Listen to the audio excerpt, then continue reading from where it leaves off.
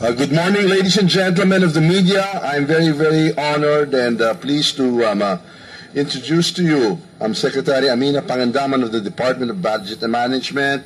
We also have here our DBM Secretary ASEC Christina Rosemary Kanda and ASEC Christina Rosara. Of course, we have our House Majority Leader, Congressman Manuel Delipe, House Minority Leader, Congressman Marcelino Libanan, Congressman Elizalde Co, Chairperson, Committee on Appropriation, Congressman Stella Kimbo, Senior Vice Chairperson, Committee on Appropriation. We also have here Congressman Teves with us. And we have our Secretary to PLLO, Congressman Dong Mendoza. We have just received the Net Expenditure Program for fiscal year 2023. We are very, very happy that we have received it within the reglementary period within which we can now act with dispatch on the part of the House.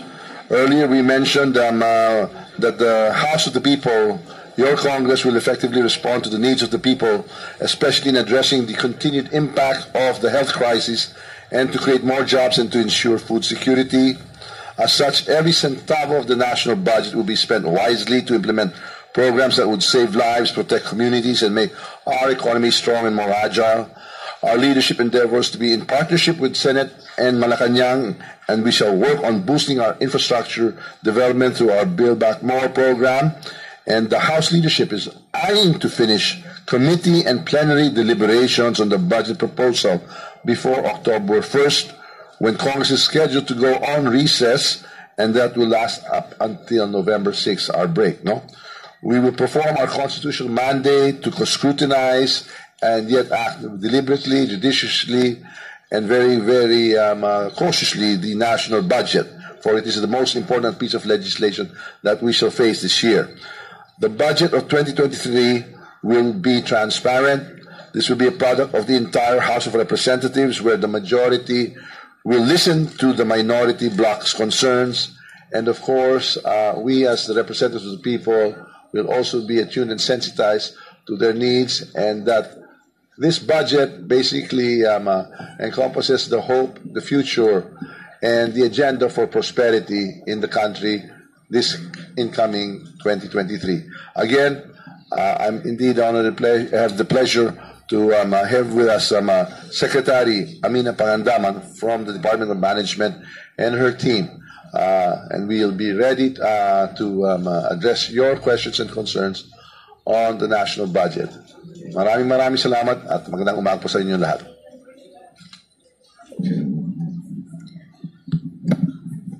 A pleasant morning to the... Malayo, no? Okay. A pleasant morning to the esteemed members of the 19th Congress, fellow workers in the government, the media, and every Filipino whom we hope to serve well through the budget. Magandang umaga po. A budget that is responsive to every need of every Filipino. This was our mantra in each analysis and every decision we made in crafting the fiscal year 2023 National Expenditure Program. The proposed national budget for 2023 amounts to 5.268 trillion pesos. This is higher than this year's budget by 4.9% and equivalent to 22.2% of the gross domestic product, or our GDP. Its theme, Agenda for Prosperity, Economic Transformation Towards Inclusivity and Sustainability. As you know, we face a lot of external pressures. Despite this, it's the government's responsibility to ensure that none of its citizens is left behind. But the harsh truth is, many Filipinos suffer because of soaring oil and food prices, insufficient health facilities, and expensive commodities. Add to this the effects of the pandemic. It's against this backdrop that we created the NEP. At the heart of the proposed national budget is inclusive and sustainable prosperity. It's encapsulated under our 8-point socio-economic agenda and anchored on these pillars. First, strengthening the purchasing power of Filipinos. Second, reducing vulnerability and mitigating the scarring from COVID-19 pandemic. Third, ensuring sound macroeconomic fundamentals, and lastly, supporting local governments. To strengthen the purchasing power of Filipinos, we will aim for food security, improve transportation, and affordable and clean energy. The agriculture sector will receive a substantial increase of 39.2% year-on-year with a total proposed budget of 184.1 billion for the strengthening of its banner food programs and irrigation services to ensure food security and agricultural productivity. To achieve this, higher allocations are proposed for the National Rice Program with 30.5 billion to help maintain the price of rice at affordable levels and for the production of other vital agricultural commodities.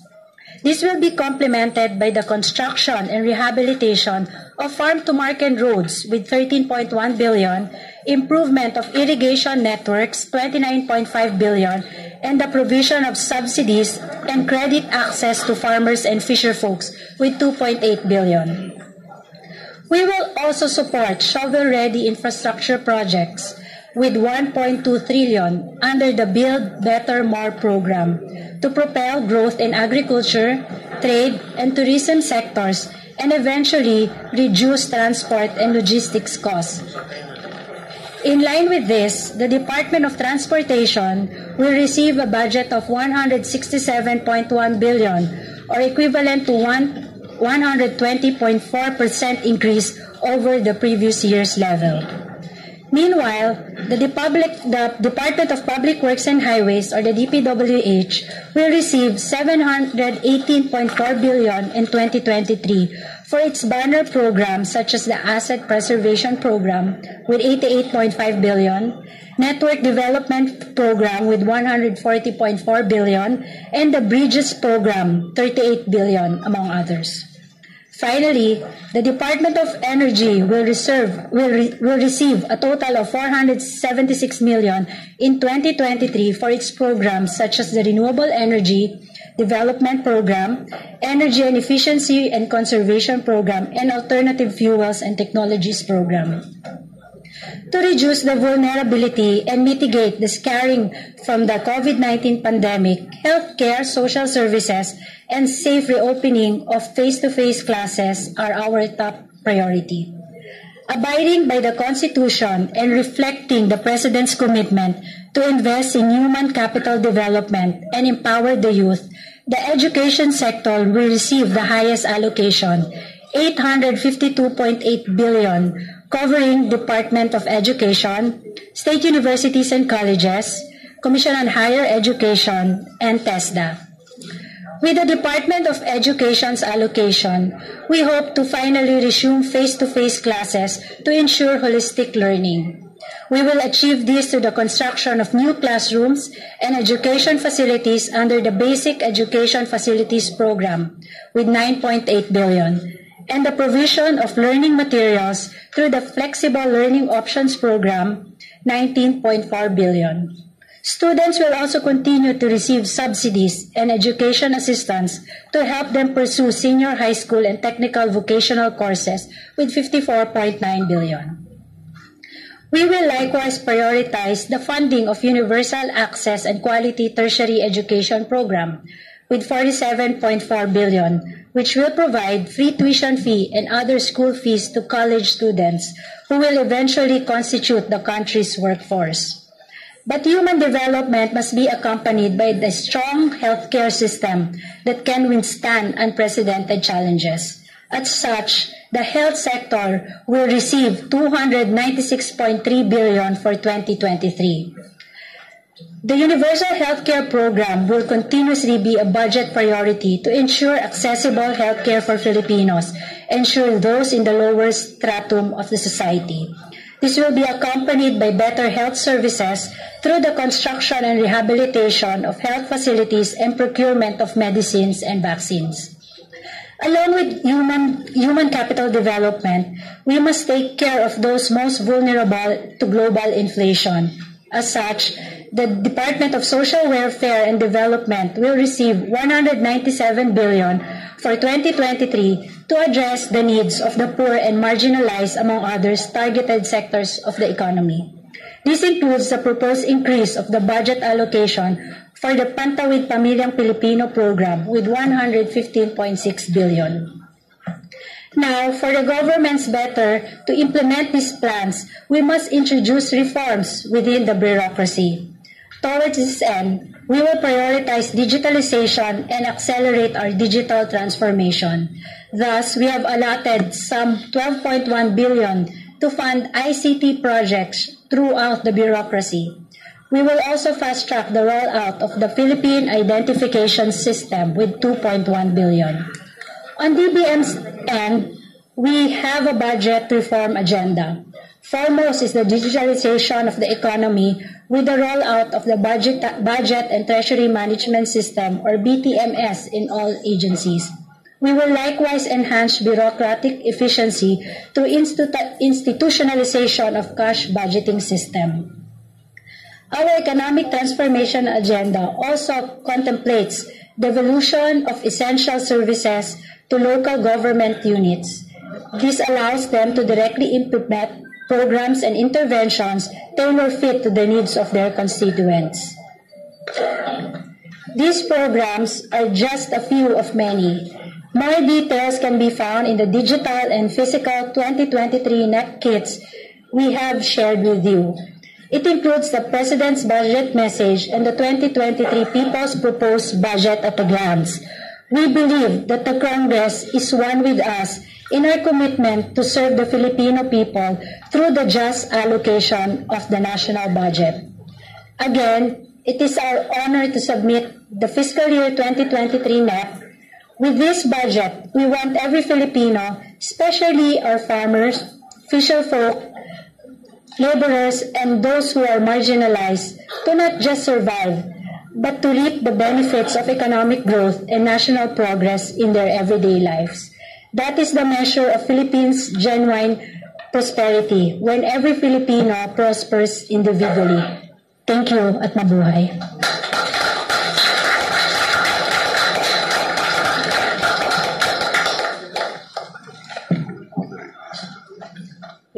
Thank you, Secretary. We welcome our friends from media here today. I'm Celine Boncamino of the Press and Public Affairs Bureau. May we request everyone to just come up here, the ones who want to ask questions. Please identify yourselves and your agency. And we request that questions just be related to the presentation this morning. Thank you. Anyone?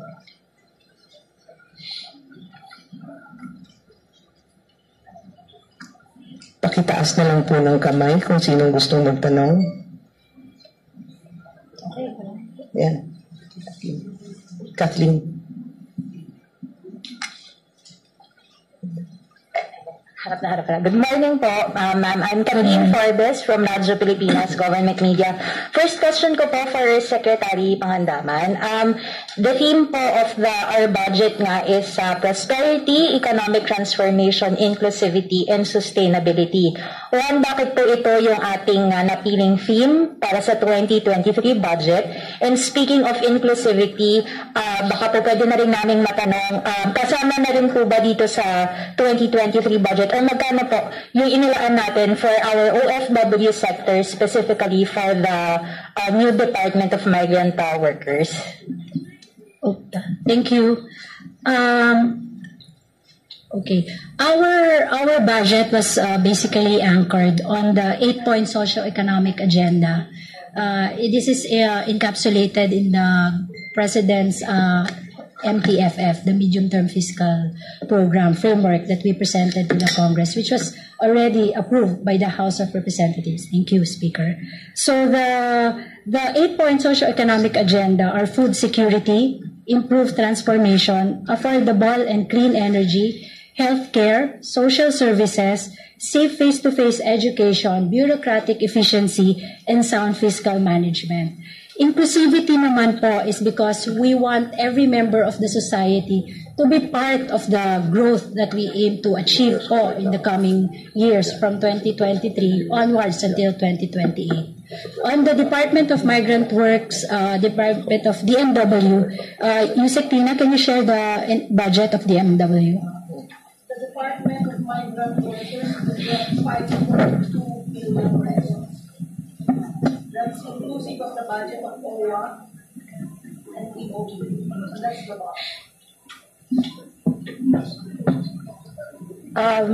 Thank you po. For my second question po, Yusek Basilio, if you could just share with us po, paano po yung ating parameters for the macroeconomic parameters ng current administration, and ano po ba yung ating fiscal consolidation strategy for the next 6 years po? Thank you. The parameters or assumptions, the targets of the Marcos administration include measurable medium-term objectives, which we first heard during the President's SONA, and then again, thanks to the House of Representatives, they have already adopted such concurrent resolution. Let me just mention them again.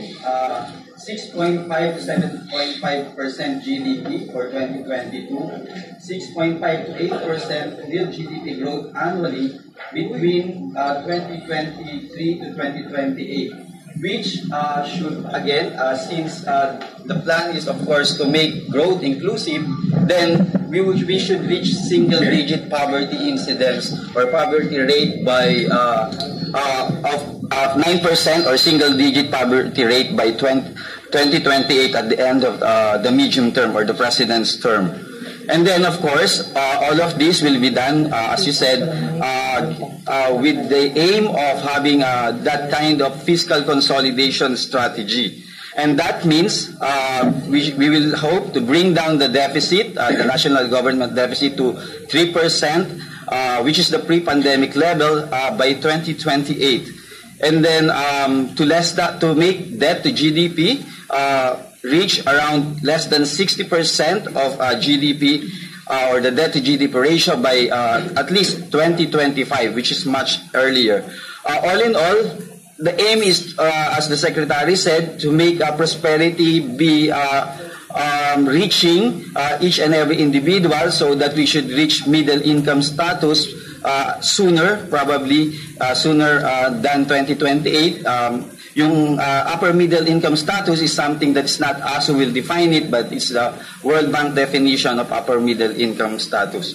And just to repeat, the administration's objective of economic transformation is something that is reflected in the budget. And we have heard the 8-point socio-economic agenda. In a very systematic way, the budget was planned so that we are aligned. The budget is aligned to the said budget priorities. Thank you. Thank you po.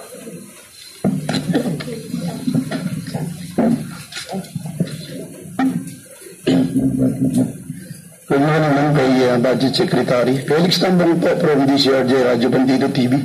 Ma'am, Good morning po. nabanggit niyo po yung 39.2% for agriculture. Nagre-represent po ba siya sa 39% of the National Expenditure Program? Secondly, ma'am, isa pa, yung 100% increase for the DOTR. Ano po yung basis? Thank you po.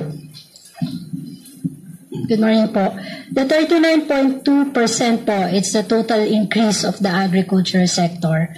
The higher allocation po is because we provided enough funds for the rice program, corn program, fisheries program, and even the high value crops development program.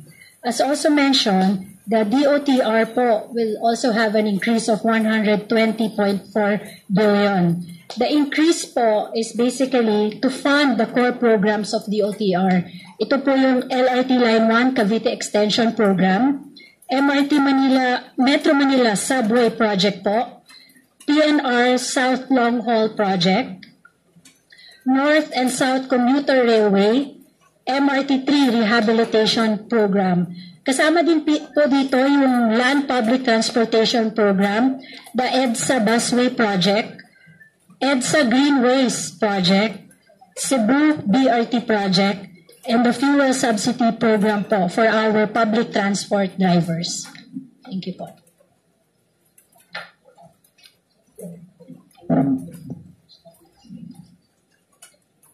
Next po, John, pwede po dyan. Morning po. Jessica Dugo po from IBC 13 Sec. Kunin ko lang po yung inyong statement or answer regarding dun sa plano natin for the national debt and your target on the debt to GDP ratio by 2028. You Secretary. Thank you. So the target debt to GDP ratio by 2028 is expected to be around 5.1 to 5.2%. And the key strategy, of course, is to let the economy outgrow debt. And that means year in, year out, from now until from this 2023 budget to 2028, we want the NEP or the eventual GAA should be stimulative of the economy so that sustainable and inclusive transformation of the economy is achieved and prosperity is distributed so that yung growth is multiplied across many sectors. So, and that of course includes agriculture, industry, and services sector. And also that means, of course, carefully choosing and prioritizing the ones that were enlisted in the socio-economic agenda, because those that are prioritized are those that are seeming to have greater multiplier effects, plus ones that reach or spill over to those sectors that are usually left out in the economy. Thank you. Anyone else po? Yes. Okay. Yeah. Hi, ma'am. Hi po. Good morning. CN Arcangel from CNN Philippines. For our House leaders po, maybe Kong Zaldi or si Kong Stella po can answer. Ano po yung magiging strategy natin for the budget hearings para po ma-ensure na they go fast, considering that we are working on a limited schedule and time frame po?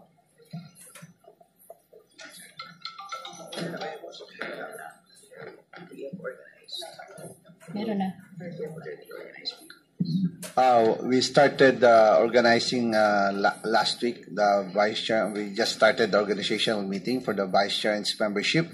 We have conducted pre-budget briefings to all the parties so that all the congressmen, if they have any questions and their local and national concern. And next year we plan to have it earlier. We start around February or March to coordinate before the NEP is submitted to Congress. We want everyone in Congress to be actively involved in collaborating with the provision of the National Expenditure Program. It's the most important bill in Congress. Thank you. Well, just to add, Chairman Zaldi has emphasized in many fora that we are strongly committed to approving the budget by October 1.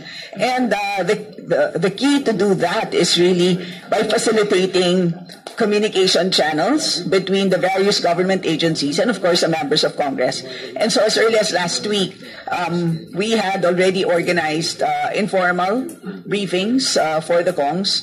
And so by Friday, August 26, we will be having our first budget briefing at the committee level, and this is going to be by the DBCC. This will run all the way down to September 16, and then by September 21, we should be ready for plenary debates. And by then, we are confident that many of the policy concerns raised by our members would have been resolved, so that we expect a swift and smooth plenary debates on September 21, so that approval should be done by October 1. Ma'am, follow-up lang po. Before the pandemic po kasi, may mga times na yung hearing sa committee level, inaabot po ng gabi for one agency or just one or two agencies. Do you expect that to happen this time or mas mabilis na po? Well, again, the reason for why we have, unlike before, we have more informal communication channels so that hopefully lahat ng concerns nila by the time mag-umpisa tayo sa plenaryo, pretty much most of these concerns had already been addressed. So we anticipate and we are hoping that the sessions are going to be shorter than they were in the past. And then how about po dun sa mga plenary discussions? Do you expect it to be long? Considering na yung parang kung na-resolve na po yung mga concerns ng Kongs at the committee level? Maganda siguro na tanungin natin ay ang ating minority leader, Kong Libanan. Okay na yan? Well, initially, before we asked the minority leader to share his insights, I'd like to also acknowledge the presence of our Senior Deputy Majority Leader, Congressman Sandro Marcos, and Congresswoman Migsa Nograles. I think the Majority Leader would also like to make a statement on the question as to how we shall be ensuring the swift and orderly passage of this measure. Can you bring this here? This one? Okay.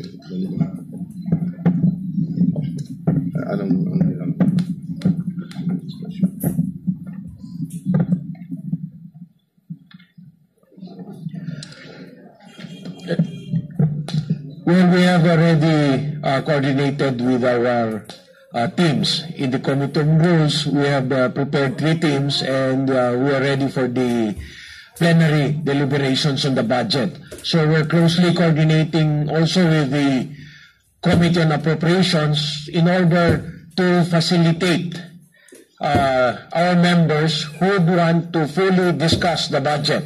Of course, we only have one thing to do is to pass this budget, the General Appropriations Bill, if there is any law that is required for us to act on, and that is the General Appropriations Bill. So we're prepared for this. We have arranged the teams, and we will not also be remiss in our job to scrutinize properly the budget. I will give the Committee on Appropriations has already made that process wherein pre-budget deliberations are being held so that other parochial concerns will be addressed in the committee hearings and more policy questions will be addressed in the plenary deliberations.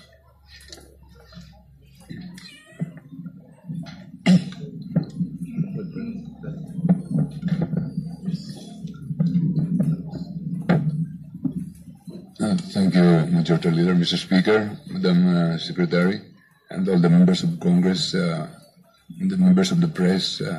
Good morning.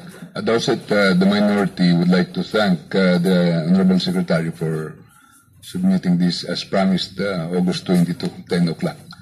And for the part of the minority, we have already had initial talks with the majority in the Committee on Rules and with the Committee on Appropriations. And I manifested that Congress works on a committee system where the Committee on Appropriations will sponsor this so that all the concerns of the majority are properly addressed during the committee deliberations in the Committee on Appropriations. And after which we will do our part. This would be a gargantuan task for the minority because as you would know, we are only 25 members and there are 80 standing committees of Congress and we will be facing 28 subcommittees of the Committee on Appropriations. But democracy is strengthened when we are able to check, we are able to do our part. So we will be doing our part in checking, in interrogating, in scrutinizing this budget. And we will be doing it in the plenary. We had already pre-budget hearings, and we have been participating in this so that we can appropriately finish this as promised by the Speaker on October 1, meaning we will study, interpolate, interrogate. We will show the side of the minority, the voice of the people, but we will not be obstructionist, but rather we will be a constructive minority because we are only in one house, we are only in one country, and we will show that this budget hearing, which is the biggest piece of legislation this year. So thank you very much, Mr. Speaker. Thank you. Anyone with... Saan?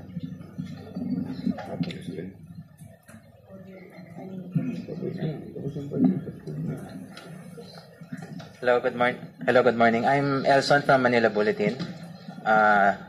This is for DBM po. Could you please walk us through the budget for DepEd? Obviously, tumaas po siya, but how did we come up with such increase, and would this increase be enough to address the challenges of today po when it comes to the education sector? That's my first question.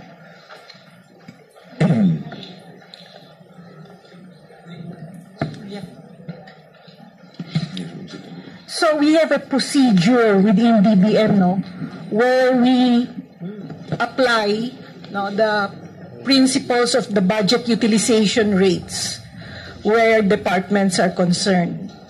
So when we went through previous the previous experience we had with DepEd, now we applied the utilization ratio, and that is the figure that we came up with for DepEd. Nevertheless, we also recognize that they needed certain amounts for their priority projects, but not to the extent of what they want. I'm talking about the basic education facilities, where they mentioned that they required 86 billion pesos. At this point, I think we only provided 5.9 billion for next year.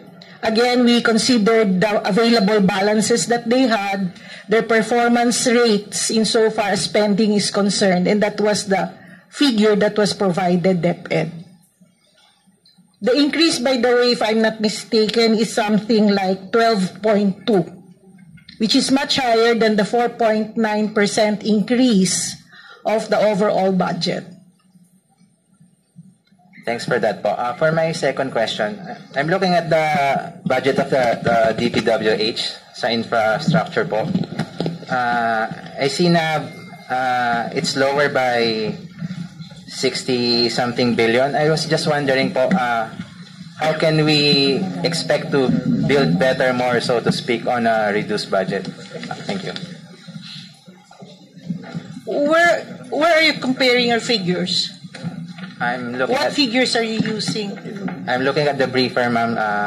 The 2022 GAA says the budget for DPWH was 786.6 billion, and the proposed budget right now is 718.4 billion. I think the 786 billion is the proposal of DPWH. So it's not compared to the 2022 figures, because if it's the 2022 figure, it already rose by, Congresswoman. Yes po. It rose already. So that figure that you are citing is the proposal made or submitted by DPWH. Okay po, thank you.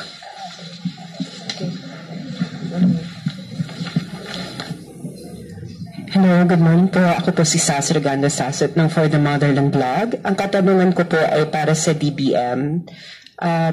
Alam po naman po natin na meron pong proposed na right sizing ng government bureaucracy ang BBM administration. So ang tanong ko po, maapektuhan na po ba yung budget ng mga agencies na masasama sa right sizing program ngayong 2023 budget? Good morning. The right sizing program po kasi is a bill po, is a proposal po for Congress to pass. I think po there are several members of the House of Representatives, the same with the Senate, who already filed the proposed bill. We defer po to the legislature po if they will pass and give the authority to the executive to right-size the government. Thank you po. So yung budget po nila is remain unaffected? Intact po, but in case po mapasa po siya at magkaroon po ng may ma-displace po, meron po tayong budget under the MPBF po para po dun sa mga madi-displace na workers po sa gobyerno. Billy. Magandang umaga po. Billy Vegas from Abante and Politico. Ma'am, first question po. Ma'am, ano po yung reason behind do sa pagtaas ng 4-piece fund? Nagbabalidate pa po ang DSWD ng beneficiaries.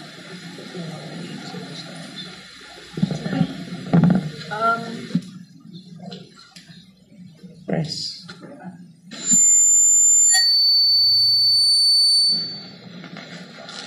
Yung sa 4-piece kasi, meron yan target talaga on an annual basis, no? At this point kasi, it's around mga 4 million beneficiaries. And meron tayong ina-apply na compliance rate. So kahit na nagko-confirm pa lang ang DSWD, hindi natin pwedeng babaan yung suporta para sa 4-piece without endangering yung dapat makatanggap sana. So, tsaka dumadami nga yung population. So, 97% ang compliance nila. Previously, we were providing only for 90%. So, kaya tumataas yung ibinibigay pa rin natin despite the fact na nagko-confirm ang DSWD dun sa kanilang tinatawag na listahanan. Next question po. Kasama na po ba dun sa NEP yung increase dun sa senior citizens pension? Yung 500? Opo, yung 500. Hindi. The law lapsed into law after the budget has already been completed. So we did not provide. That's around 24.5 billion pesos. So we would like to defer to the wisdom of Congress on this. Although we will be providing them with the utilization rates of various departments so that they will at least know where it can be sourced. Ma'am, last question po. Ma'am, may budget po ba para sa COVID vaccine next year? Yes, but it is under the unprogrammed fund because we still have vaccines in our inventory. But once na sinabing meron ng kailangan ulit kung bumili ng mga yung reformatted vaccines, we have sufficient cover under the unprogrammed appropriation. Ma'am, bali magkano po yun, ma'am? If I'm not mistaken, mga 20 plus billion yun eh. I'm not sure about the figure. Thank you po. We'll have our last two questions, please. Good morning po, Greg Rigor from TV5. To Secretary Pangandaman, just a clarification po. Sa briefer, there is written we have 197 billion proposed budget for the DSWD. Though it has been mentioned earlier that we are proposing higher budget for 4Ps. Although if compared to 2022 GAA, this is lower. The 2022 GAA is 205 billion for DSWD. Maybe just get a clarification or explanation on that. Thank you, Ban. Yung comparison kasi of 4Ps beneficiaries as vis-a-vis the amount that was provided corresponds to the GAA level, di ba? So the GAA level already contains certain adjustments made by Congress. So initially the proposal at that time was much lower from the DBM side or from the executive branch. But for 2023, it was increased to 115.6 billion, if I'm not mistaken. This is for 4Ps. So the equivalent amount is for 4.4 million beneficiaries. But yung budget of the entire department, ma'am. For the entire department, it shows it's Yeah, it will be smaller because nga there are adjustments made or introduced by Congress. It is the prerogative of Congress to either reduce or increase the budget as long as the total program is not exceeded. All right. Last question from my end. Po, where are we targeting to get the budget for the next year? Po? Do we have a percentage from the revenues or other sources? So the revenue program is around 3.6 billion peso, 3.6 trillion pesos, and that is around more than half of the budget of 5.268 trillion, and the rest will of course be coming from other non-tax revenues, and a small portion will be of course the usual privatization, and then deficit financing through borrowing, which are calibrated so that we of course meet the fiscal targets for next year and the following years thereafter, given yung amortization and other interest payments that we will have. All right, thank you po.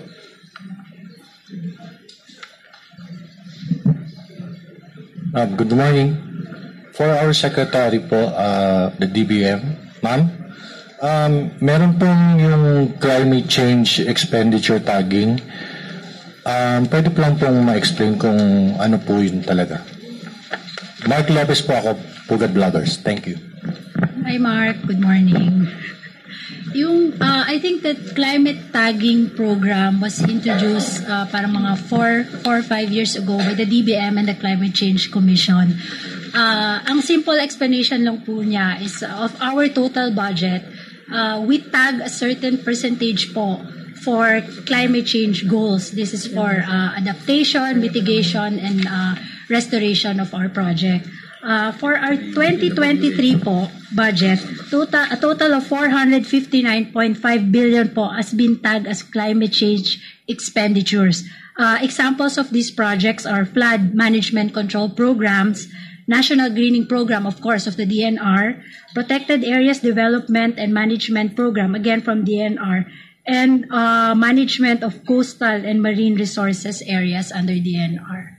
Thank you. So ma'am, these are ano lang po, mga enhancements and reinforcement of existing programs. Yes po, yes po. Thank you. Thank you, ma'am. We have one last question from Business World.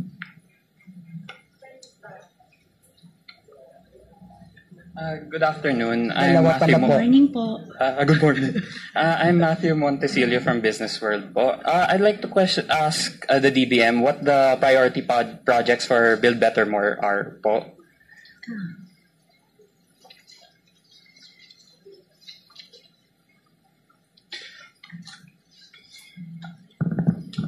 Wala kong details naman. Build Better More po under the DPWH po. Build Better More? Or Build Back More po? Build Better More. Yes, Build Back More, pwede rin. Okay. Yung DPWH core programs po, much of it po is for asset preservation program po, maintenance and rehabilitation and reconstruction of roads, network development programs po to expand the connectivity and road systems across the country. We also have the bridge program po, construction and maintenance and repair of bridges, and yung mga convergence programs po natin with Department of Tourism, DepEd, DA, and DTI. And related po dun sa Build Better More program natin, which is an expansion of the Build program. Our programs po under the DOTR, which I also mentioned earlier. Of course, kasama din po dito yung mga social infrastructure that we're going to construct po under the, yung sa BESF po for Department of Education, our classrooms, and for the Department of Health po, yung ating mga health facilities po that we're going to construct next year po. Thank you po. May tumatawad po, one very last question, si Ms. Yanesca. Good morning po, Lianesca Panti, GMA News Online. I would just like to ask po, this 28.9 billion local government support fund, paano po yung distribution nito? Because this is a huge allocation, 28.9 on top of magkakaroon sila ng additional due to the Mandanas ruling. So, paano po yung distribution niya? Is it per district or yung status as first, second, third municipalities, mga ganun? Thank you.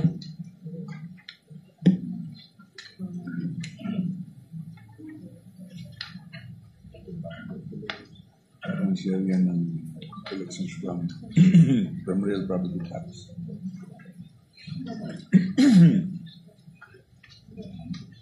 Parang yan ang share ng collection ng real property tax. Yung alin? Ito po yung Regional support plan. kasama po sa local government po.